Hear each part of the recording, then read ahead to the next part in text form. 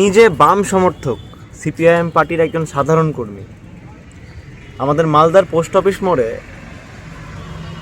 Doctor Shyamaprasad মুখার্জির যে মূর্তি আছে তার নিচে দাঁড়িয়ে বহুবার প্রতিবাদ করেছি, আন্দোলন করেছি, বক্তব্য দিয়েছি, কাজকর্ম করেছি রাজনীতির।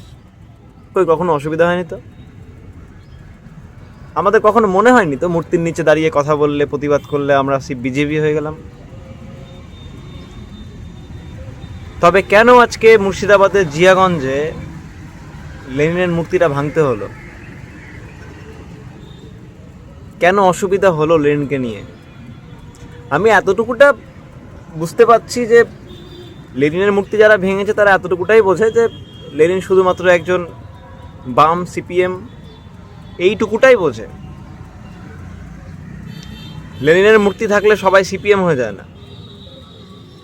আমরা যেভাবে আপন করে নিতে পারি সেভাবে আপনারা আপন করতে পারেন না। বিরোধী কোনো মতামত, বিরোধী কোনো অস্তিত্ব দেখলে আপনাদের ভয় লাগে বলেই মূর্তিটা ভেঙেছে। আমাদেরকে কোনোদিনও কখনো ভাবতে হয়নি। আমরা পাশে রেখে কাজ করেছি, পাশে রেখে প্রতিবাদ করেছি, পাশে রেখে নিজে রাজনৈতিক প্রচার করেছি। কখনো ইনসিকিউরিটি ফিল হয়নি আমাদের? আজকে বুঝিয়ে দিলেন যে ভয় লাগে লেনিনকে দেখে। এক্স্যাক্টলি তাই।